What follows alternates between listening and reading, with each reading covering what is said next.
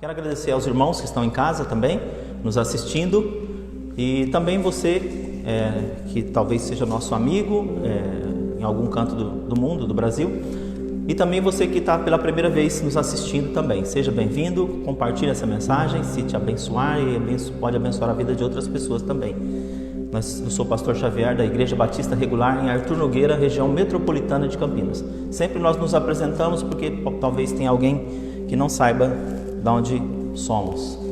O nosso objetivo nessa noite é abençoar a sua vida por meio da palavra do Senhor. Gostaria que todos pudessem abrir as suas Bíblias, ela vai aparecer aqui. É um texto um pouco longo, mas creio que Deus vai abençoar, que a gente vai poder ser bem objetivo. 1 Samuel, capítulo 17. Nós vamos ler do 1 ao 11 a princípio, e versículo 32, para embasar aquilo que nós vamos falar nessa noite. Diz assim a palavra do Senhor: E os filisteus ajuntaram os seus arraiais para a guerra, e congregaram-se em Socó, que estava em Judá, e acamparam-se entre Socó e Azeca, no termo de Damim. Porém Saul e os homens de Israel se ajuntaram e acamparam no vale do Carvalho, e ordenaram a batalha contra os filisteus.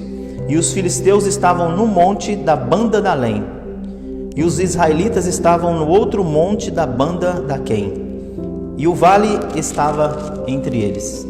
Então saiu do arraial dos filisteus um homem guerreiro, cujo nome era Golias de Gate, que tinha de altura 6 côvados e 1 palmo. Trazia na cabeça um capacete de bronze e vestia uma couraça de escamas, e era o peso da couraça de 5.000 siclos de bronze. E trazia grevas de bronze por cima dos seus pés, e um escudo de bronze entre seus ombros. E a haste da sua lança era como eixo de tecelão, e o ferro da sua lança de 600 siclos de ferro. E diante dele ia o escudeiro. E parou e clamou às companhias de Israel, e disse-lhes: Para que saireis a ordenar a batalha? Não sou eu filisteu e vós servos de Saul? Escolhei dentre vós um homem que desça a mim. Se ele puder pelejar comigo e me ferir, seremos vossos servos. Porém, se eu vencer e o ferir, então sereis nossos servos e nos servireis. Disse mais o filisteu: Hoje desafio as companhias de Israel, dizendo: Dai-me um homem para que ambos pelejemos. Ouvindo então Saul e a todo Israel estas palavras do filisteu, espantaram-se e temeram muito. Versículo 32. E Davi disse a Saul: Não desfaleça o coração de ninguém por causa dele.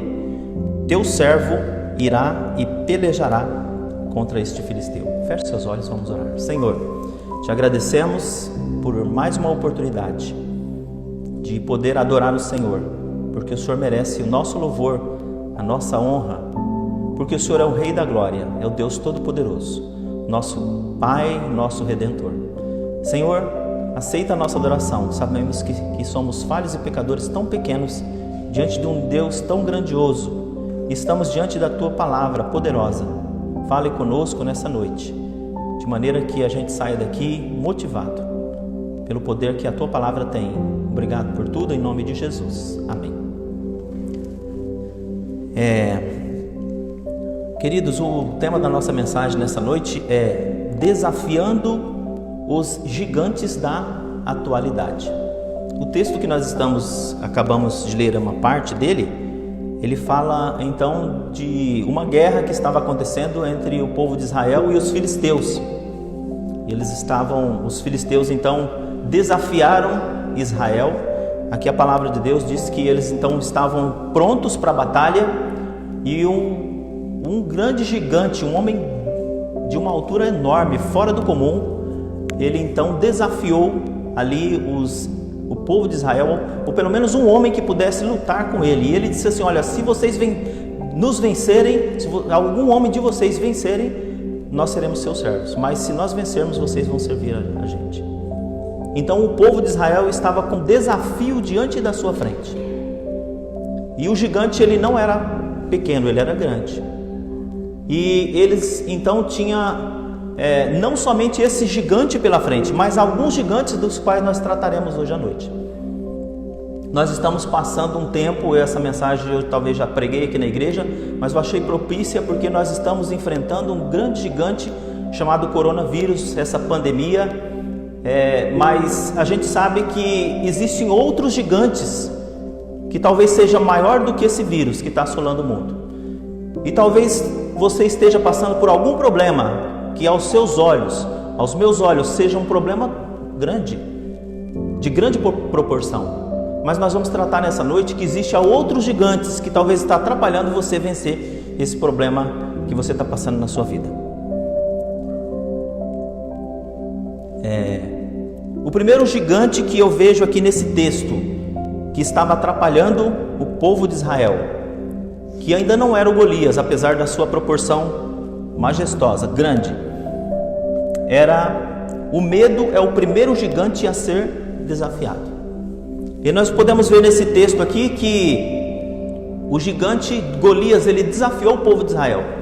E o povo de Israel estava totalmente amedrontado. O rei de Israel naquela época era Saul, né? O rei Saul. E o rei Saul, ele não foi assim um bom rei, né? Não tinha uma boa liderança. Israel sempre foi um povo vencedor. E ali o Saul, ele estava desencorajado, juntamente com todo o povo de Israel estava desencorajado, de maneira que o texto nos diz que eles estavam amedrontados daquele gigante.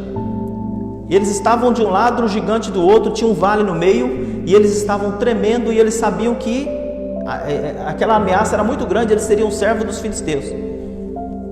E então a palavra de Deus nos diz que um homem chamado Davi, ele aceitou o desafio de enfrentar esse gigante. E nós vamos ver aqui então que ali o medo era o primeiro gigante a ser desafiado. O povo de Israel estava realmente com medo, eles estavam amedrontados, eles estavam apavorados diante daquela batalha, né? Israel havia ganhado muitas batalhas, mas eles estavam apavorados. Eu coloquei aqui o que é o medo. Talvez você fale assim: pastor, você vai chover no molhado.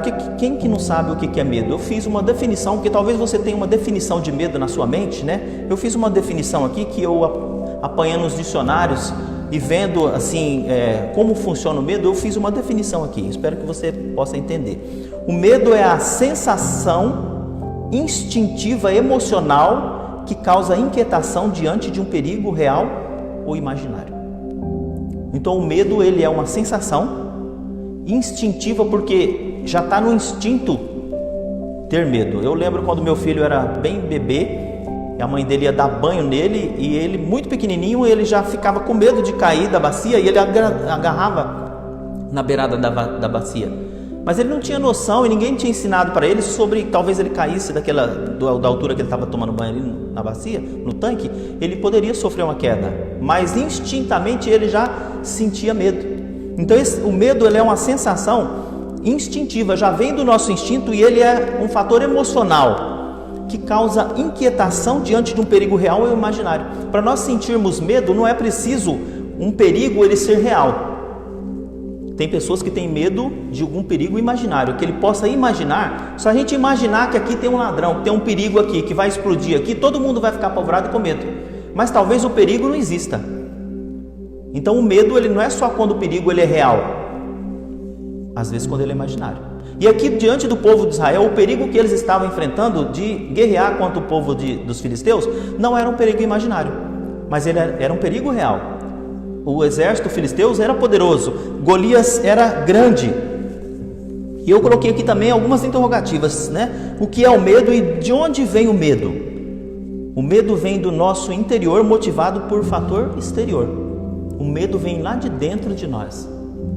O medo não vem de fora. De fora vem as ameaças, e o medo, ele é lá de dentro de nós, porque o medo, ele é inerente nosso. Ninguém precisa fazer inscrição ou fazer um curso para ter medo. Você já nasce com medo. Todo mundo tem esse medo. Agora eu coloquei aqui quais os fatores que geram o medo. Qual o fator, o que precisa acontecer na minha vida ou na sua vida para que eu sinta medo? Coloquei aqui 2 fatores. Primeiro, o fator circunstância, que é o que acontece à nossa volta. O fator circunstância. Qual era o fator circunstância que estava causando medo no povo de Israel? era o que estava acontecendo à volta deles. E o que estava acontecendo à volta deles? Eles estavam diante de um gigante, diante dos seus inimigos, eles não estavam preparados. Por isso eles estavam totalmente amedrontados. Também o fator ameaça é o que pode acontecer à nossa volta. O fator circunstância, o que está acontecendo, e o fator ameaça, o que pode acontecer. Então o povo de Israel estava pensando assim, olha, o que está acontecendo? Eles estavam vendo aqueles batalhas, eles batiam aqueles tamborzão lá, sabe? E aquele gigante super enorme.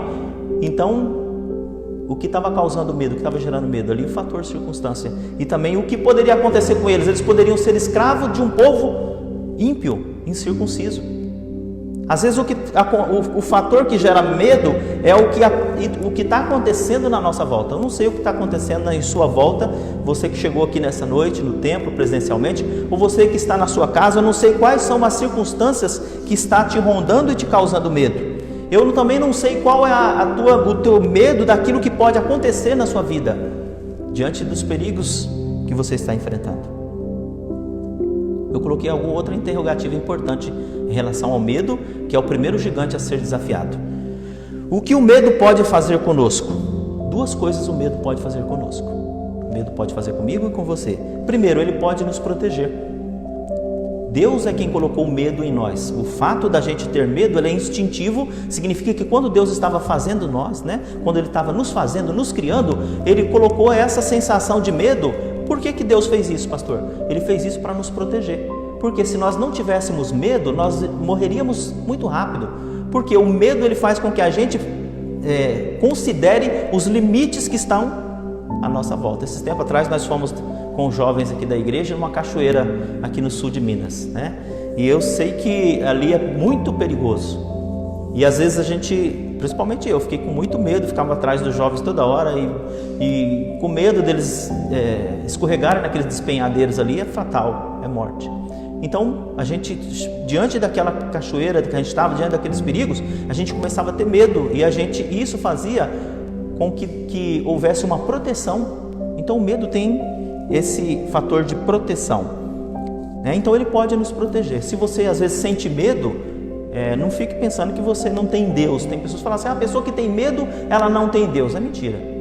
Agora o medo também, em excesso, ele pode nos atrapalhar.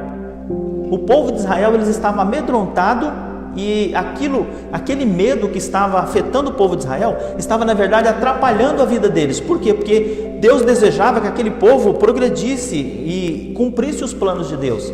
Então, mas o fator medo estava atrapalhando o povo de Israel. Talvez você tenha sentido medo e até um fator positivo na sua vida e na minha vida. Mas quando a gente começa a sentir medo demais, isso pode nos atrapalhar. Nós estamos numa pandemia já há alguns meses, não sabemos quando vai terminar, se vai ter vacina ou se não vai ter, e a gente fica olhando tudo que vai acontecer na nossa volta, e esse medo é natural que nós sintamos esse medo do que pode acontecer. De repente nós podemos ser contaminados, por mais que estamos se protegendo usando máscara, mas eu quero dizer que o medo do coronavírus, o medo dessa pandemia, o medo de que vai acontecer no mundo, ele pode realmente nos atrapalhar, principalmente nós que servimos a Deus.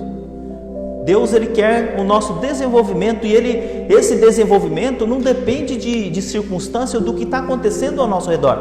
Mas Deus ele sabe que nós somos fracos e às vezes sentimos medo, mas o medo em excesso pode nos atrapalhar. Eu não estou aqui dando corda para ninguém sair por aí e falar, quer dizer, eu não tenho medo. Esses dias eu vi um vídeo de um cara na piscina assim, com 2 garrafas de pinga assim, falando assim, vem coronavírus, eu não tenho medo de você, Então nós não estamos aqui incentivando você a fazer qualquer coisa, mas nós estamos dizendo o seguinte, a palavra de Deus diz que o medo em excesso, ele pode nos atrapalhar. Agora, qual é a solução para o medo? A solução do medo está na nossa consciência. Certa vez o pedreiro abandonou essa obra aqui e ele deixou alguns serviços para fazer lá em cima, precisava tirar umas tábuas, alguma coisa, e eu me vi sozinho aqui. E eu tenho muito medo de altura, sou medroso de altura. Eu subo nas alturas assim, mas e eu não pensava assim, eu não seria capaz de subir lá no topo acho que 7 metros aqui na igreja, E eu fiquei pensando, eu não posso subir lá, mas a situação me levou eu a subir. E eu, por ter muito medo, eu e isso é uma prevenção, eu coloquei acho que uns 2 cintos em mim, amarrei tudo quanto é lugar, de modo que só se fosse uma coisa do outro mundo para mim cair. Mas eu comecei a fazer o serviço e comecei a olhar e comecei a pensar, eu vou cair. E começou a me dar um medo, eu falei, acho que eu vou sair daqui, parar. Depois eu pensei e eu coloquei na minha consciência, eu pensei assim, é impossível eu cair, mesmo que eu caia daqui, eu não vou passar nem 10 centímetros daqui, porque eu estou bem amarrado, o cinto está bem preso. Então eu controlei a minha consciência de que eu não poderia cair, era impossível cair dali se eu estava totalmente protegido. Mas se eu não tivesse essa noção, a minha consciência ia fazer com que eu sentisse medo e descesse. Às vezes você anda numa mureta aí de meio metro, e a gente anda, vai e volta numa mureta e você não sente medo nenhum. Agora, se você estiver numa mureta e você sabe que tem 2 abismos, você vai começar a sentir medo. Mas a mureta é a mesma. O problema está na nossa consciência. Então, eu coloquei aqui 3 consciências que vai fazer com que a gente vença o medo. Primeiro, a consciência de quem é o inimigo do qual nós estamos sentindo medo. Então o povo de Israel, eles precisavam saber quem era o inimigo deles. E a gente sabe que o inimigo do povo de Israel era um inimigo grande. Ele era quase o tamanho de uma laje, quase o tamanho dessa onde estão as lâmpadas aqui, muito grande, muito pesado, fortíssimos. Então eles precisavam ter consciência de quem era o inimigo. Quando a gente precisa vencer o medo, a gente precisa ter consciência de quem é o inimigo. Mas a gente precisa estudar o inimigo. O povo de Israel precisava saber que aquele filisteu, ele era grande, mas ele não era grande o suficiente para poder vencer o povo de Deus. Então a gente precisa dessas 3 consciências. A consciência de quem somos nós. Quem era o povo? No versículo 24, vai aparecer aqui no versículo 24, que vem sucessivamente, eu não vou ler todo o texto. Diz assim o versículo 24: porém todos os homens de Israel, vendo aquele homem, fugiram diante dele e temiam grandemente. Então aquele homem, ele era... Aí no versículo 26, diz assim: então falou Davi aos homens que estavam com ele, dizendo: que farão aquele homem que ferir este filisteu e tirar a afronta de sobre o povo de Israel? Sobre Israel? E Davi disse assim: olha, quem é, pois, este incircunciso filisteu para afrontar os exércitos do Deus vivo? Então Davi diz assim: olha, quem é esse incircunciso? Quem era o gigante? Quem era o inimigo que estava afetando o povo de Israel, causando medo no povo de Israel? Era um gigante, grande, incircunciso, porque ele era de outra nação que não tinha nada a ver com Deus. Um homem ímpio, esse filisteu. E Davi fala assim: mas quem é este incircunciso para afrontar o exército do Deus vivo? Então o povo de Israel precisava saber quem era aquele inimigo. Ele era um inimigo grande e forte, mas ele era inimigo de Deus antes de ser inimigo dele. Seja qual for o inimigo ou a ameaça que está atrapalhando a sua vida, em casa ou aqui, eu quero dizer que qualquer inimigo que for seu, primeiro ele é inimigo de Deus. Então a gente precisa ter essa consciência. Então eu não preciso ter medo de qualquer inimigo, seja o coronavírus, seja qualquer coisa que está te afetando. Eu não preciso ter esse medo excessivo, porque antes dele ser meu inimigo, ele é inimigo de Deus.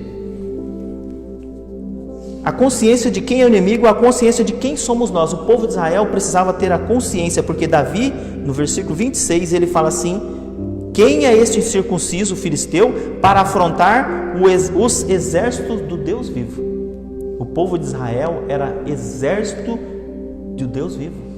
Eles não eram um povo qualquer. Os filisteus eram um povo qualquer, um povo ímpio, um povo pagão que adorava outros deuses. Mas o povo de Israel, eles faziam parte do exército de Deus. E ele fala assim: olha, quem é este incircunciso filisteu para afrontar o exército do Deus vivo? Veja que Davi coloca aqui que o incircunciso, que era o inimigo, o exército do povo de Deus, que era o povo de Israel, agora ele coloca assim: quem é esse incircunciso para afrontar o exército do Deus vivo? Não era um Deus qualquer. O Deus dos filisteus era um Deus pagão, um Deus morto, mas o Deus de Israel era um Deus vivo. E aplicando aqui para a nossa vida, diante do medo, das circunstâncias que está nos afetando, nós precisamos ter essas três consciências. Porque o que vai controlar o nosso medo é a nossa consciência. A gente precisa ter consciência de quem é o inimigo, seja qual inimigo for. Ele não está fora da proteção de Deus. E a consciência de quem somos nós. Nós não somos mais o povo de Israel. Por quê? Nós somos igreja agora. Porque o povo de Israel, a igreja é a junção de todos os povos com o povo de Israel. Jesus veio e fez um povo só. E esse povo somos nós. O exército de Deus, do Deus vivo agora, são todos aqueles que servem a Deus. Então, diante dos perigos que nos aflige, nós precisamos saber que nós não somos alguém qualquer, mas nós somos parte do exército de Deus. Você já parou para pensar? Quando você tiver medo, quando alguma circunstância estiver te abatendo, você pensa assim: olha, eu faço parte do exército de Deus. Eu sou um homem de Deus, eu sou uma mulher de Deus, então eu estou sob a proteção dele. E a consciência de quem é o nosso Deus. O povo de Israel estava com medo porque eles não estavam tendo consciência, com exceção de Davi, de quem era o Deus. O Deus era o Deus que abriu o mar, era o Deus que tinha feito com que eles vencessem várias batalhas. Não era um Deus morto do qual os filisteus e outros pagãos serviam, porque os deuses falsos, como diz no Salmo, eles tinham boca, mas não falavam, né? Tinham olhos, mas não viam, nem som algum saía da garganta, por isso eles não podiam fazer nada. Mas o Deus do qual Davi está falando aqui é o Deus vivo, santo e poderoso. Por isso o povo de Israel não precisava ter medo. Mas o povo de Israel precisava enfrentar aquele inimigo, o primeiro inimigo, que é o medo, que era maior. O medo era muito maior do que Golias, né? Então eu quero dizer que o medo talvez seja um gigante da atualidade. Hoje nós estamos vivendo uma sociedade amedrontada, né? E a gente sabe que a mídia hoje, muitos políticos hoje estão propagando, fazendo com que as pessoas tenham medo. E o medo está matando muito mais do que o vírus. Não estou aqui diminuindo o vírus, mas o medo ele pode ser um gigante que ele precisa ser vencido. Essa noite nós gostaríamos que Deus nos abençoasse para que a gente pudesse vencer o medo. Não sei qual o medo do que você está sentindo nessa noite, em casa ou aqui, mas nós temos a solução, que é a nossa consciência, né, de que realmente o inimigo não é maior que Deus. Nós somos exército do Deus vivo, e Deus é um Deus vivo, não é um Deus morto. Segundo gigante a ser desafiado nessa noite, baseado nesse texto, é o desânimo. Então o desânimo é o segundo gigante a ser desafiado. Do versículo 32 ao versículo 37, nós vamos procurar ser bem breve aqui para a gente não ser muito cansativo, mas o desânimo do povo de Israel estava sendo o inimigo maior do que o gigante. Eles estavam totalmente desanimados. Quando Davi chegou, se você ler o texto completo, você vai ver que o povo estava totalmente desanimado. Desde Saul até todo o exército de Israel, eles estavam totalmente desanimados, e ali a guerra para começar, e eles estavam desanimados. Eu coloquei aqui o que é o desânimo. Talvez você saiba, já ficou desanimado, mas eu fiz uma definição do que é o desânimo. Talvez você tenha se sentido desanimado. O desânimo é o processo de desfalecimento da alma. O que é o desânimo? É um processo de desfalecimento da alma. Porque o desânimo ele se inicia na nossa alma. E a alma nossa é o centro das nossas emoções. Nós somos movidos pela nossa alma. Tanto é que a palavra animado significa alguém que tem a alma forte, que está com a alma bem motivada. Então, o desânimo é um processo de desfalecimento da alma. Quando a gente está desanimado, iniciou-se então um processo de desfalecimento. E quando a nossa alma se desfalece, nós estamos aqui com uma psicóloga hoje, talvez ela saiba disso, já estudou sobre isso. Quando nós estamos com a nossa alma desanimada, começou-se um processo de desfalecimento. E pode nos levar até a morte. Por quê? Porque quando a gente fica desanimado, a nossa alma desanima. E quando a nossa alma desanima, todo o nosso corpo sofre. Por quê? Porque a alma é a caldeira de vapor, é a locomotiva que nos motiva. Se a gente tiver com problema na alma, o corpo vai sofrer, porque aí vai vir as doenças psicossomáticas, e a gente vai ficar mal mesmo, dói o corpo e a gente vai ficar super mal. Então, agora, de onde vem o desânimo? De onde que vem? Então ele vem do centro da nossa vida, que é a alma. O desânimo vem da nossa alma, ele vem lá de dentro da nossa alma. Eu coloquei aqui dois fatores que podem levar ao desânimo. Primeiro, o fator biológico, né? A gente pode estar desanimado por alguma coisa que está errado dentro do nosso corpo, no corpo físico, no nosso corpo físico. Se a gente qualquer mulher tiver com problema hormonal, ou falta de sangue, falta de açúcar no sangue, qualquer coisa, a gente pode ficar desanimado. Talvez você está desanimado, for lá no médico, o médico fez o exame, falou assim, seus hormônios, está faltando hormônio tal. Até mesmo na nossa debilidade de alimentação, às vezes não tem, o alimento que a gente come não é suficiente para poder repor os hormônios que a gente precisa, principalmente o hormônio, parece que, se eu não me engano, é serotonina, que faz da alegria e nos animar. Então alguém pode estar desanimado, ou em casa ou aqui, porque simplesmente o corpo não está bem, precisa ir no médico. Mas também existe o fator psicológico.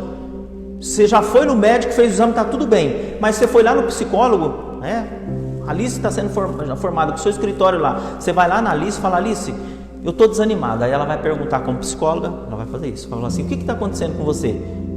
Fala para mim o que está acontecendo. Ela vai querer te ouvir. Você vai falar assim, é o seguinte, eu não tenho perspectiva, estou sem esperança no meu casamento, sem esperança no meu emprego, tal. E ela fala assim, poxa, então é por isso que você está desanimado. Você precisa ter esperança. Então o psicólogo vai tirar aquilo da sua mente, vai fazer com que você tenha a esperança. Aí quando você renova a esperança novamente e tem perspectiva, você olha e fala, puxa, eu não tinha pensado nisso, Alice. Obrigado, hein? Aí você começa então a se animar novamente. Então o desânimo pode ter um fator físico, que é uma coisa que só o médico resolve, ou um fator psicológico, o psicólogo vai te ajudar, mas ele pode ter um fator espiritual também, porque talvez você está com falta de conexão com Deus. A falta de conexão com Deus faz com que a gente também fique desanimado. Não significa que você não tenha Deus, mas que você não está conectado com Ele. Por quê? Porque Deus ele é a engrenagem que nos motiva. Às vezes nós estamos bem de saúde, psicologicamente não tão bem, e a gente está mal espiritualmente, faz com que a gente fique desanimado. A gente começa a desanimar com a igreja, começa a desanimar com tudo, E a gente precisa detectar quais são os fatores que estão nos levando ao desânimo. Talvez você em casa ou aqui está desanimado com alguma coisa. Você precisa fazer esses 3 testes aí para ver se esse desânimo seu é uma coisa física, psicológica ou espiritual, para que você possa estar arrumando essa situação. E aqui nós podemos ver que o fator que levou o povo de Israel a estar desanimado era um fator psicológico e espiritual, porque o povo de Israel não estavam bem com Deus. Saul era um péssimo rei, ele não era uma pessoa espiritual, se a gente lê ali, os jovens, mais uma vez vou citar, vocês estão ali no Velho Testamento, vocês vão passar por 1 e 2 Samuel, vocês vão ver que Saul não era um bom líder, um bom exemplo, e o povo de Israel estavam pagando o preço por ter um líder assim, e por eles estarem naquela situação espiritual, e psicologicamente eles estavam abalados diante de um inimigo que estava rondando. O que o desânimo pode fazer conosco? O que o desânimo estava fazendo com o povo de Israel? Eu quero dizer que o desânimo só nos leva a uma única direção, que é para baixo. Eu nunca vi uma pessoa desanimada subir, galgar uma rampa, subir na vida ou crescer espiritualmente. Não, uma pessoa desanimada, ela só tem um lugar que o desânimo vai levar, que é para baixo. Esses dias eu estava lendo o Salmo, acho que não sei se é o Salmo 46, 47, onde Davi, ele mesmo dá uma bronca nele. Ele disse assim, por que está abatida a minha alma? Por que te perturbas dentro de mim? Porque ele sabia que ali o desânimo dele, porque o abatimento dele estava trazendo prejuízo. E ele mesmo dá uma bronca nele mesmo. Por que eu estou abatido? Por que você está abatido a minha alma? Agora, qual a solução para o desânimo? Qual é a solução para o desânimo? Eu coloquei aqui 3 coisas importantes baseadas na atitude de Davi neste texto, que pode fazer com que a gente vença o desânimo, que é um gigante, talvez maior do que qualquer gigante que você esteja passando aqui. Primeiro, seja um captador de ânimo, para a gente animar as pessoas. Preste atenção aqui, olha, a gente animar as pessoas, para você ser uma pessoa que motiva as pessoas, você precisa ser primeiro um captador de ânimo. Então, Davi, ele era um captador de ânimo. Sabe por que Davi era um captador de ânimo? Porque a gente vê aqui no texto que todo mundo estava desanimado diante do gigante, reclamando. Saul, puxa vida, a gente vai perder essa batalha, o gigante é grande demais. O povo de Israel estava tudo tremendo. De repente chega um pirralho lá, todo sardentinho, que era Davi, e ele começa a animar todo mundo. Foi animar os seus irmãos, levou uma bronca dos irmãos, largou para lá. Aí chegou em Saul, Saul falou: Davi, não adianta, cara, você é pequeno, o gigante é grande demais, não vai adiantar, nós estamos perdidos. Mas Davi, ele era um captador de ânimo. Por que Davi era um homem tão animado? Diante de tantas pessoas desanimadas, com exceção dos filisteus, que eles estavam bem animados, porque estavam percebendo o desânimo do povo de Israel. E às vezes a gente vê pessoa incrédula mais animada do que crente. Isso é uma inversão de valores. Mas aqui nós vemos por que Davi estava tão animado. Ele perguntando assim: mas quem é esse cara aí que está afrontando o exército do Deus vivo? É um filisteu. Ele falou: não, a gente vai dar um jeito nisso. Como é que ele fica falando mal de Deus assim? Então ele era um captador de ânimo. Sabe por quê? Porque Davi, ele não captava ânimo, ele não captava ânimo nas pessoas nem nas coisas. Se eu e você somos pessoas que querem ficar animados, e de repente a gente quer ser um captador de ânimo, falou: puxa, eu queria tanto ser um crente animado, eu queria tanto ser uma pessoa animada, mas eu sou tão desanimado, mas eu quero ser animado. E aí você fala assim: então eu vou me animar no pastor, eu vou me animar no Gustavo, vou me animar no governo, vou me animar em tal pessoa. Eu quero dizer que você pode estar sendo frustrado. Sabe por quê? Porque a gente for buscar ânimo nas pessoas, a hora que a pessoa ficar desanimada, a gente também fica, porque as pessoas são falhas. E também nós não podemos buscar ânimo em coisas. Davi não estava buscando ânimo nas coisas, mas ele estava buscando ânimo, sabem aonde? Na fonte certa, que era correta e inesgotável, que era em Deus. Então Davi, ele tinha uma comunhão com Deus muito grande, por isso que ele estava totalmente animado, porque ele sabia que ele precisava captar o ânimo, né, para poder levar o povo de Israel a vencer ali o inimigo. Qual a solução para o desânimo? Seja um captador de ânimo e seja um gerador de ânimo. No versículo aqui 32 e 33, e disse Davi a Saul: não desfaleça o coração de ninguém por causa dele, teu servo irá à peleja contra esse filisteu. Porém Saul disse a Davi: contra este filisteu não poderá ir pelejar com ele, pois tu ainda é moço e ele homem de guerra desde a sua mocidade. Então disse Davi a Saul: teu servo apacentava as ovelhas do seu pai, e vinha um leão e um urso e tomava uma ovelha do rebanho, e eu saía após ele e o feria e livrava da sua boca. E levantando-se contra mim, lançava-lhe mão da barba e o feria e o matava. Então Davi, ele, além de ser um captador de ânimo, ele captava ânimo em Deus, da fonte correta. Ele também era um gerador de ânimo, porque ele falou para o rei. E olha que Davi não era rei ainda, quem era rei era Saul. Ele falou para o rei assim: o rei, não desanima o coração de ninguém por causa disso aí não. Eu, teu servo, vou lutar contra esse gigante. Então Davi, ele estava então gerando ânimo.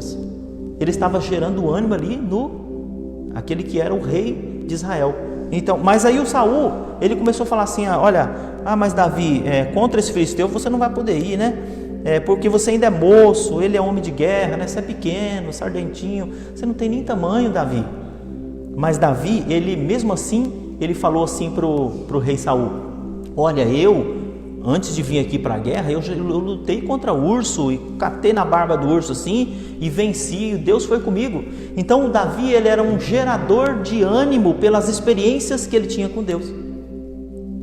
Eu e você, como crentes, nós precisamos ser alguém que é captador de ânimo e começa a captar o ânimo na palavra, em Deus. Não fica caçando ânimo no pastor não, que uma hora o pastor desanima, que é humano, e não fica buscando ânimo em outras pessoas. Mas Davi buscava na fonte certa e ele era um gerador de ânimo. Por que ele era um gerador de ânimo? Porque ele estava animando as pessoas, mesmo os desanimados. Ele foi falar com o rei Saul: não, eu vou pelejar contra ele. E Saul falou: não adianta. Eu sei que às vezes é tão difícil você animar quem é desanimado. Fala: fulano, vai dar certo, esse vírus vai ser combatido, vai ter uma vacina, tudo vai dar certo e tal. Mas as pessoas falam: mas é isso, mas é aquilo, né? Então, mas Davi, ele não se deixou levar para as pessoas desanimadas, mas ele era um gerador de ânimo. Por quê? Porque Davi, quando foi falar com Saul, ele simplesmente não foi falar com Saul falando assim: ô Saul, o seguinte, eu queria dar uma animada em você. Você vai vencer, cara, tal. Ele não falou assim, mas ele falou assim: Saul, deixa eu contar umas experiências que eu tive com Deus. Eu estava lá com as ovelhas, veio o urso e eu venci. E eu por mim mesmo poderia vencer, mas Deus me fez um vencedor. Então a gente precisa animar as pessoas com as nossas experiências. Não adianta eu aqui passar teoria para os irmãos, falar assim: irmãos, eu queria animar os irmãos, tem que contar para os irmãos: Deus tem me abençoado, eu tenho vencido e você também pode vencer. Seja animado, porque eu preciso gerar ânimo diante das experiências que eu tenho. Alguém sem experiência não pode animar ninguém. Se você alguém estiver passando um perereco aí familiar, alguma coisa, você vai lá animar as pessoas, tem que falar assim: olha, já passei por isso, venci, Deus, assim como me deu vitória, vai dar vitória para vocês. Davi estava dizendo assim: olha, Deus foi comigo, lá na roça, lá no mato, e vai ser com vocês também, pode ficar tranquilo. A solução para o desânimo, baseada na vida de Davi: ele era um captador de ânimo, ele era um gerador de ânimo e ele era um propagador de ânimo. No versículo de número 36, ele disse: assim feria o teu servo, 37, desculpa aí, Tiago. Assim feria o teu servo o leão como o urso, assim será este incircunciso filisteu, como um deles, porquanto afrontou o exército do Deus vivo. Disse mais Davi: o Senhor me livrou da mão do leão e da do urso, ele me livrará da mão deste filisteu. Então disse Saul a Davi: vai-te embora e o Senhor seja contigo. Ele era um propagador de ânimo. Eu e você precisamos ser um propagador de ânimo. O que é ser um propagador de ânimo? Davi estava dizendo ali assim: olha, o propagador de ânimo é aquele que sempre passa a ideia de que com Deus tudo acaba bem. Davi falou para Saul: Saul, assim como eu venci ali os lobos ali que estavam afetando o rebanho, o leão que estava afetando o rebanho, eu vou também vencer esse gigante, eu vou vencer, eu vou, assim como Deus me livrou da mão do leão e do urso, me livrará da mão desse filisteu. Então ele estava aqui propagando o ânimo, dizendo assim: olha, com Deus tudo vai dar certo. Uma pessoa que é propagador de ânimos, ela sempre está propagando que com Deus tudo vai acabar bem. Essa pandemia, eu não sei até quando vai. Esse vírus, eu não sei até quando ele vai matar e fazer estrago. Mas uma coisa eu sei, que para o exército de Deus, para nós, tudo vai acabar bem. Para aqueles que realmente creem em Deus, para aqueles que servem a Deus, tudo vai acabar bem. Ainda que eu morra, não vai acabar mal para mim. Para quem tem Deus, a morte não é o final. Mas eu também não quero morrer, né? Quero viver mais um tempo, eu sei que você também quer. Mas eu quero dizer assim que com a gente tudo vai acabar bem. Com o povo de Israel, Davi estava dizendo assim: gente, a gente precisa se animar, e ele tinha captado esse ânimo de Deus, e ele estava gerando esse ânimo pelas suas experiências, e ele estava propagando e falando assim: gente, com Deus tudo vai acabar bem. Por que vai ser diferente? Porque comigo acabou bem. Porque Davi enfrentou as feras do campo quando ele era pastor, ainda criança, menino lá no campo. E como que pode uma fera, um moleque, um menino vencer feras do campo? Isso, a probabilidade dele morrer é muito grande, e de que as ovelhas que ele cuidava, a probabilidade delas serem arrebatadas seria muito grande. Então Davi falou: mas Deus me livrou e vai me livrar desse homem. Eu quero dizer que você pode ser um propagador de ânimo, seja qual for o teu problema. Deus, Ele é contigo, Deus é conosco. Precisamos ter experiência com Deus, e com Deus tudo vai acabar bem. Terceiro e último inimigo, terceiro e último gigante a ser desafiado. O maior gigante do povo de Israel não era Golias. O terceiro, a incredulidade é o terceiro gigante a ser desafiado. O primeiro gigante a ser desafiado, o medo. Segundo, o desânimo. Terceiro, a incredulidade. O que é a incredulidade? Eu fiz uma definição aqui. A incredulidade é duvidar do que Deus é ou do que pode fazer. Isso é incredulidade. É você duvidar de quem Deus é. Deus, ele é soberano, ele é o todo-poderoso. Deus, ele é o Criador. Qualquer pessoa que duvida disso, ele está em incredulidade. E duvidar daquilo que ele pode fazer.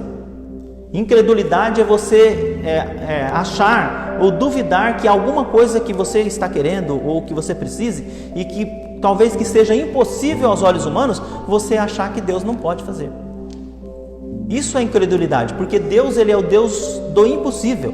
Não existe situações em que Deus ele vai correr da causa, mas ele é aquele que pega a situação que você pensa assim, como que nós vamos sair dessa? Às vezes nós passamos por tribulação tão grande, eu como pastor mesmo, existem situações que eu falo, meu Deus, como que nós vamos sair dessa? Mas Deus, ele faz com que a gente realmente saia dessa. Mas eu preciso crer. Agora, uma outra interrogativa para a gente, dentro desse ponto de incredulidade, que é um gigante a ser vencido, de onde vem a incredulidade? A incredulidade vem de dois lugarzinhos. Primeiro, da nossa natureza pecaminosa. A gente passou a ser incrédulo depois do pecado. Então a gente, depois que o pecado, nós adquirimos uma natureza pecaminosa, a nossa tendência é sempre duvidar. Até aquele que estava andando com Jesus, Tomé, vendo Jesus, fazendo os milagres, e quando Jesus ressuscitou, Jesus já tinha avisado que ia ressuscitar, que ele ia morrer e ao terceiro dia ressuscitar. Várias pessoas tinham dito assim, Jesus ressuscitou. As mulheres falaram assim, Jesus ressuscitou. Aí o Tomé falou assim, mas eu só acredito se eu pôr a mão. Se eu ver ele, não é só ver ele, eu tenho que pôr a mão nos cravos dele, senão eu não acredito. Por quê? Porque Tomé tinha uma predisposição de ser incrédulo. E é por isso que muitas pessoas, elas para servirem a Deus, elas querem olhar uma imagem, elas querem palpar. E a Bíblia diz que Deus não aceita esse tipo de adoração, porque Deus, sendo Espírito, ele quer ser adorado em Espírito. Ele quer que a gente use a nossa fé para saber que Ele existe sem que eu pegue nele. Eu preciso acreditar em Jesus sem vê-lo e sem pegá-lo, sem palpá-lo. Não adianta eu fazer uma imagem ou fazer algum desenho ou uma estátua e falar assim, Senhor, eu quero pegar no Senhor. Isso foge daquilo que é fé, porque fé é a certeza das coisas que eu não vejo, é a convicção, daquilo que Deus pode me dar. A incredulidade, ela vem da nossa natureza pecaminosa e também vem do maligno em forma de dardos inflamados. Lá em Efésios capítulo 6, Paulo, falando sobre a armadura de Deus, ele fala do dardo inflamado do maligno. Sabe qual é o maior dardo inflamado do maligno? É fazer com que as pessoas se tornem incrédulos. A Bíblia diz que esse demônio, o diabo, ele é o Deus desse século e ele cega o entendimento dos incrédulos para que não lhes resplandeça a glória de Deus. O diabo quer fazer com que as pessoas se tornem cada vez mais incrédulos. Ele quer que as pessoas não... Então a incredulidade vem do nosso pecado, mas ela também vem de fora, que é do diabo. O diabo quer realmente fazer com que as pessoas não creiam, que duvide de Deus. O diabo pode estar pondo na cabeça de um monte de gente, colocando na cabeça de um monte de gente assim, olha, onde está Deus? O vírus está matando, assolando o mundo, crianças morrendo, violência, as coisas estão de mal a pior, e tem pessoas com a interrogativa, onde está Deus? Porque o diabo, ele quer gerar incredulidade, ele quer gerar incredulidade até mesmo nas pessoas mais firmes da igreja. Ele quer colocar um ponto de interrogação entre nós e Deus. E muitas vezes, quando nós estamos passando por algum gigante na nossa frente, o diabo, ele quer falar assim, olha, onde está o seu Deus? Cadê o seu Deus que não vem te acudir? Onde ele está? Então ele coloca esse monte de interrogativas para que a gente mostre incredulidade. Outra interrogativa para a gente entender esse gigante que a incredulidade. Quais os prejuízos que a incredulidade pode causar? Quando eu falo incredulidade, eu não estou falando somente daqueles que não creem em Deus, mas aqui engloba também as pessoas que também creem em Deus, que são servos de Deus, que estão dentro da igreja e que muitas vezes nós podemos apresentar incredulidade. Os discípulos apresentaram incredulidade diante de Jesus, quando ele ressuscitou, se era Jesus ou não. Os discípulos no caminho de Emaús, sofrendo, até que Jesus se apareceu para eles e falou: ó geração incrédula, né? Vocês são incrédulos demais, por que vocês estão sofrendo? As escrituras não diziam que eu teria que morrer e ressuscitar? Estou aqui. Quais os prejuízos que a incredulidade pode nos causar? Primeiro prejuízo: retenção das bênçãos de Deus para a nossa vida. Deus tem um pacote de bênção reservada para todos os que estão aqui, para todos que estão em casa, para todos que servem a Deus. Porque Deus, Ele é dono do ouro e da prata, Ele é dono de tudo. E Ele está com um monte de bênção. E sabe que Deus, Ele tem prazer em nos abençoar? É prazer dele. Qual pai que não gosta de presentear um filho, que não gosta de abençoar um filho? Então mas a incredulidade faz com que haja uma retenção das bênçãos de Deus na nossa vida. Quando nós começamos a duvidar de Deus, Deus então fecha as comportas das bênçãos na nossa vida, porque a gente fica pensando: ai meu Deus, eu queria tanto isso, mas será? A gente colocou já um ponto de interrogação, e Deus não trabalha com questão de dúvida. Deus, Ele trabalha com 100% de certeza. Se você tiver 99% de certeza e não tiver um de dúvida, Deus já não tem acordo com Ele, e a gente precisa ter essa certeza total. Segundo prejuízo que a incredulidade pode causar. Segundo, impedimento da ação de Deus sobre as nossas vidas. O Deus estava sendo impedido de agir no povo de Israel, e se Davi não tivesse animado o povo, propagado fé, ânimo ali no povo, Deus não iria agir em favor do povo de Israel. Por quê? Porque eles estavam mostrando incredulidade, tremendo diante daquele gigante. E às vezes nós estamos exatamente assim. Está acontecendo um monte de problema na sua vida, na minha vida, e a gente colocou uma lente de aumento nesses problemas, e a gente está fazendo com que Deus seja impedido de atuar na nossa vida. Eu preciso crer, você precisa crer que Deus, Ele pode fazer algo na sua vida, mas você precisa crer, não pode manter incrédulo. Terceiro prejuízo da incredulidade na vida de qualquer pessoa: entristece e desagrada a Deus. Hebreus 11:6. Sem fé é impossível agradar a Deus, porque Deus exige que aqueles que se aproximam dele saiba que Ele é recompensador dos que o buscam. Não há mais coisa que desagrada a Deus do que você manter-se incrédulo, duvidar de Deus, duvidar de Deus. Acho que foi Sara que duvidou de Deus, duvidou que Deus poderia lhe dar um filho. Então isso entristece e desagrada a Deus, o fato da gente achar que não tem solução para o nosso problema. Mas e o nosso Deus não é maior do que o nosso problema? Quarto prejuízo da incredulidade: sela a condenação eterna para sempre.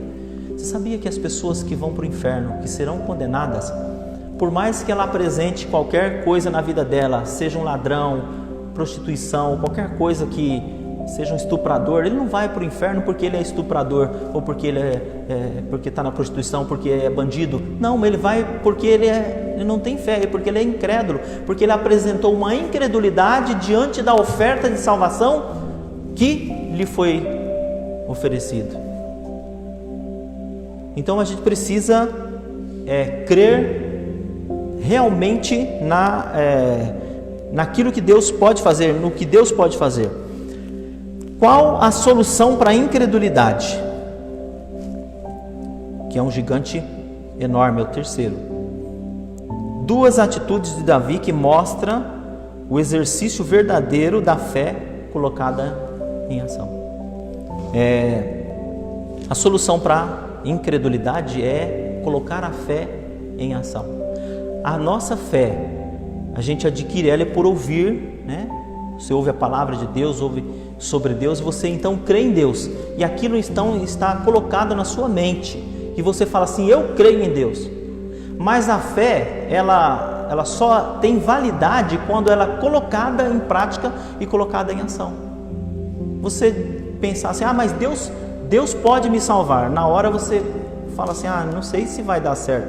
Aí você não colocou a sua fé em ação. É preciso colocar a fé em ação. E a gente vê que Davi aqui, ele realmente colocou a sua fé em ação, mostrando que a incredulidade é um gigante grande a ser desafiado, e Davi, ele venceu essa incredulidade. Ele queria que o povo de Israel também vencesse essa incredulidade. Do versículo 38 ao versículo 47 é muito longo, nós estamos, primeira atitude de Davi, que é uma solução para a incredulidade, que nos ensina sobre colocar a fé em ação. Primeiro, confiança total no nome de Deus Todo-Poderoso, acima de qualquer arma de defesa ou ataque. Do versículo 38 ao versículo 39, eu não vou ler aqui, mas vai aparecer ali, que Saul, ele colocou o armamento em Davi. Quando Davi se dispôs a guerrear contra Golias, o Saul falou assim, então vai com Deus, Deus abençoe você, tal, na guerra lá, né? Se bem que eu acho que você vai perder, mas vai. Que Davi então apresentou alguns argumentos ali. Então o Saul catou um armamento e colocou em Davi, ele caiu com aquele armamento. Era muito grande e pesado para ele. Na hora que colocou a espada assim, Davi saiu torto assim, caindo. Aí Davi falou para Saul assim, olha, eu não preciso disso. E aí o texto continua, e não dá tempo para a gente ler, mas do versículo 40 em diante, lá fala que Davi então pegou um estilinguezinho e 6 pedrinhas do rio, colocou lá no embornal dele, né, que ele pastoreava com aquilo lá. Então aí Davi espantava os lobos, e aí Davi então foi enfrentar o gigante. Mas no versículo 45 e 46, Tiago, você conseguiu isso? Aí, obrigado, Tiago, porque eu preciso correr, ainda bem que você é bom, hein? Tá, me acompanha bem, obrigado, Tiago. Olha, no versículo 45 e 46, diz assim, olha, Davi, porém, disse ao filisteu, tu vens a mim com espada e com lança e com escudo, porém eu vou a ti em nome do Senhor dos exércitos, o Deus dos exércitos de Israel, a quem tu tens afrontado.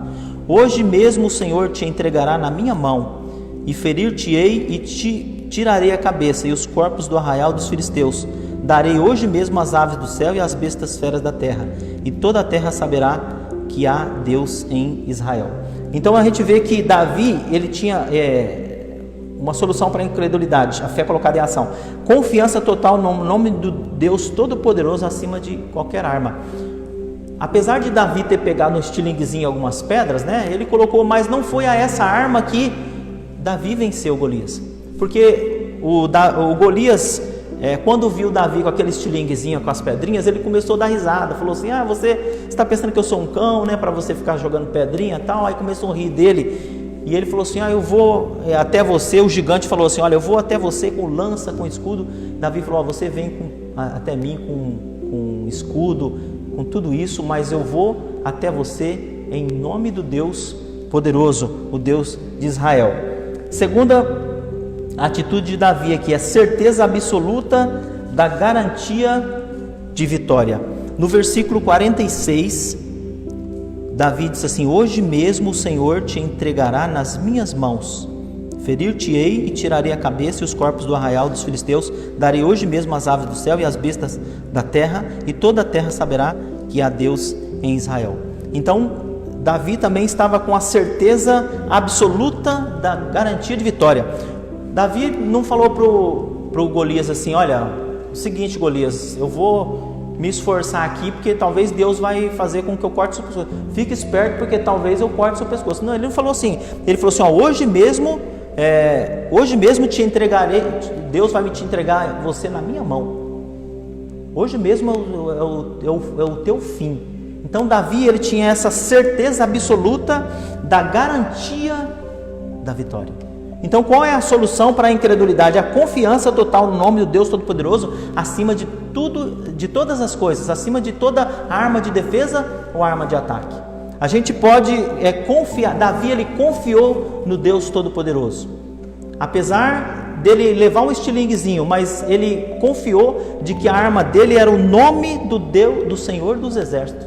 Eu vou até você em nome do Senhor dos Exércitos. Eu quero dizer que nós só vencemos os gigantes da incredulidade quando nós vamos em nome de Jesus. Por mais que você talvez na sua causa, talvez alguma dificuldade você está enfrentando, você talvez está com um advogado aí, já contratou um advogado, ou talvez você tenha algum esquema, alguma coisa que possa te dar a vitória. Eu quero dizer que a vitória não está em forças humanas. Saul colocou o armamento em Davi e Davi dispensou, porque ele falou: esse armamento não serve, eu não sou acostumado a usar isso. Paulo diz que as armas da nossa milícia não são carnais, mas são espirituais, feitas em Deus. Nós não conseguimos vencer as pessoas com as armas humanas. Esse coronavírus nós não conseguimos vencer ele com armas humanas, você votando em tal fulano que vai dar certo, tal, ou com tal remédio. Mas as nossas lutas, elas são vencidas com as armas de Deus, as armas poderosas de Deus, a oração, a palavra. Lá em Efésios capítulo 6 fala que Deus nos deu a armadura, que é a palavra, que é a oração, que é a fé. E aqui Davi, ele tinha certeza total de vitória. E é interessante no versículo 46, que nessa certeza de vitória que Davi tinha, ele disse o seguinte: hoje mesmo o Senhor te entregará na minha mão. Apesar de Davi dizer que Deus entregaria ele na mão dele, ao mesmo tempo ele diz assim, olha, e toda a terra saberá que há Deus em Israel. Ou seja, Davi, ele tinha certeza de vitória, apesar do inimigo estar nas mãos dele, mas ele sabia que tudo aquilo estava acontecendo para que Deus fosse glorificado. No final, no versículo 47, ele diz assim: saberá toda esta congregação que o Senhor salva, não com espada, nem com lança, porque do Senhor é a guerra, ele vos entregará na nossa mão. Então Davi falou assim: olha, Deus vai entregar você, inimigo meu Golias, na minha mão e nas nossas mãos. Ou seja, o inimigo de Israel seria colocado na mão de Davi e nas mãos do povo de Israel. Mas o propósito principal é para que todas as nações, e toda a terra saberá que há Deus em Israel.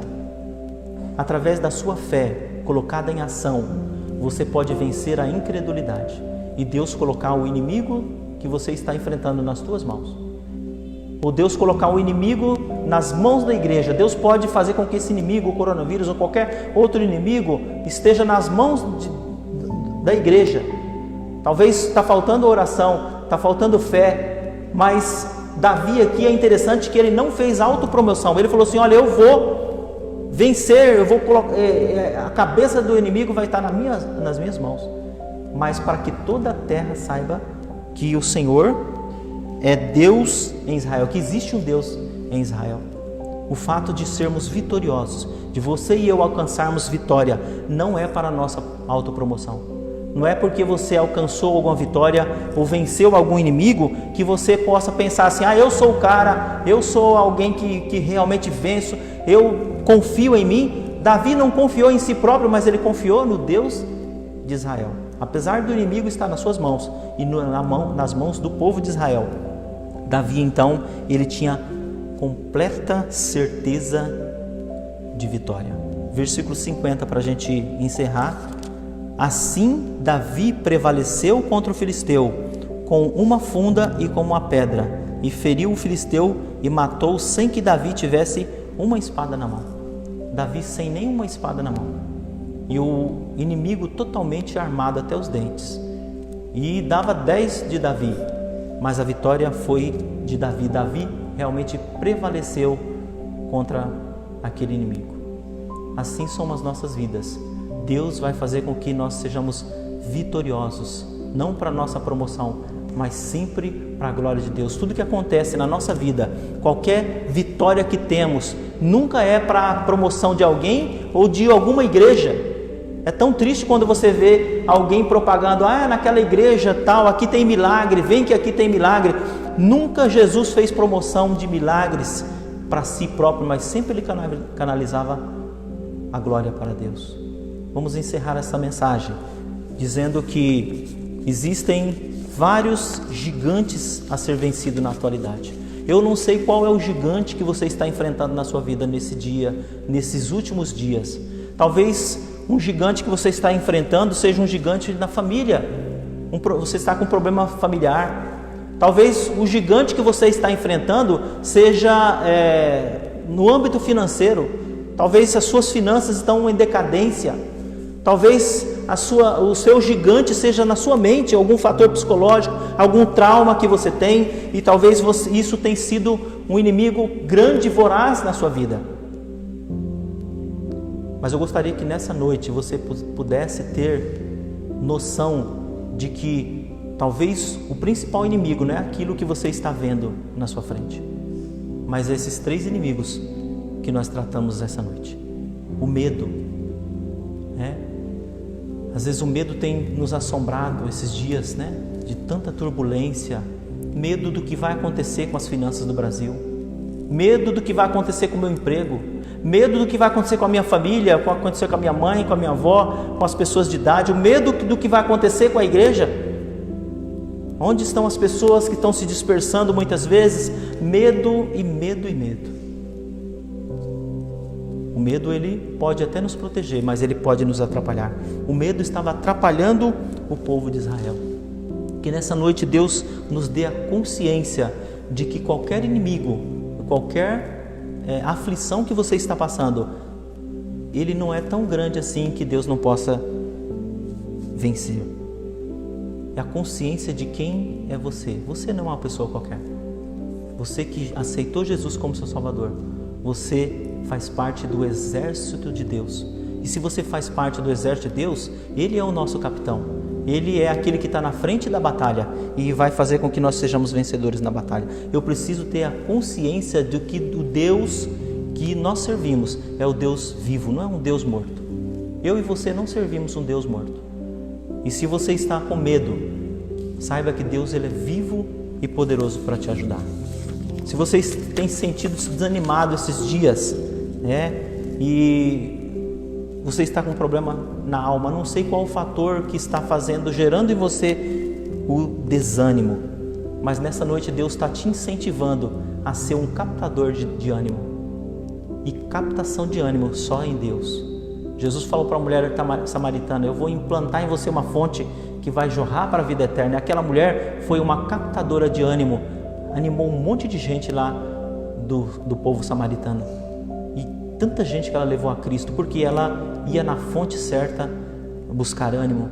Seja um gerador de ânimo, gere ânimo nas pessoas. Talvez aqui na igreja nossa, ou na sua igreja, você que está em casa, talvez tem pessoas desanimadas, e com essa pandemia a gente não consegue ver muitas pessoas, mas dá uma ligadinha, anima as pessoas, fala assim: fulano, tudo vai dar certo, Deus está no controle de todas as coisas, vamos lá, vamos nos animar. Tem pessoas desanimadas com a família, desanimadas com tantas coisas, mas nós precisamos ter ânimos, precisamos ser gerador de ânimo e propagador de ânimo. O propagador de ânimo sempre diz assim: tudo com Deus vai dar certo. Sem Deus nada dá certo, mas com Deus tudo vai dar certo, seja qual for o tamanho do seu problema. E que você e eu possamos vencer esse terceiro gigante, que é a incredulidade. Sem fé é impossível agradar a Deus. A fé é a chave que abre as portas das bênçãos de Deus. Muitas vezes nós nos encontramos incrédulos por causa do nosso próprio pecado. O pecado que há em nós produz muitas vezes incredulidade. O diabo talvez tenha colocado na sua mente, na minha mente, que tudo não vai dar certo, não vai haver vacina para esse vírus e que o Brasil vai ficar assim. Aí a gente vai lá, liga o Jornal Nacional, piora tudo. Eu quero dizer que Deus, ele se entristece com a nossa perspectiva ruim. A Bíblia diz que eu quero trazer à memória aquilo que me dá esperança. Qual a solução para a incredulidade? É fazer como Davi fez. Ele colocou a sua fé em ação. Ele tinha certeza de que ele teria vitória, ele teria total vitória com o Deus Todo-Poderoso, independente da sua defesa e do seu ataque, do armamento que ele tivesse. Talvez você está aqui nessa noite e você talvez está com uma causa para ser na justiça, ou você não tem advogado. Eu quero dizer que Davi não dependeu de armamento, você não depende de dinheiro, não depende de ninguém, você só depende de Deus. Davi dependeu somente do Senhor. E Davi, ele sabia, ele tinha certeza da vitória. Talvez o diabo está colocando na sua mente que você é um derrotado, que você não vai ter vitória nas suas lutas, mas eu quero dizer que a vitória já está garantida. Nós somos o único povo que já tem vitória garantida, que já entra em campo para ganhar. Nós nunca entramos em campo para perder, mas a nossa vitória não é uma propagação de autopromoção, mas é tudo para a glória de Deus. As minhas vitórias, as suas vitórias devem ser propagadas e elas devem servir para que as pessoas saibam que Deus existe. Foi assim que Davi fez. Foi para que o Senhor saiba em toda a terra que existe um Deus Todo-Poderoso. O Deus de Davi, o Deus que fez com que o exército israelita vencesse o povo dos filisteus. Eu esqueci de falar aqui no final que eles colocaram os povos dos filisteus para correr, destruíram lá, todo mundo de Israel ficou totalmente animado e falando mas Davi, que na verdade foi quem atuou, mas a glória não era de Davi, a glória era de Deus. Nessa noite eu gostaria que você pudesse pensar nos gigantes que estão te afetando e na solução que existe em Deus. O povo de Israel foi vencedor por causa de um homem que aceitou o desafio de lutar contra aquele gigante. Eu gostaria de te desafiar nessa noite a aceitar o desafio de Deus de realmente vencer as batalhas, os gigantes da atualidade. São muitos os gigantes nos nossos dias e tem aumentado cada vez mais. Mas nós sabemos que em Deus nós somos mais do que vencedores.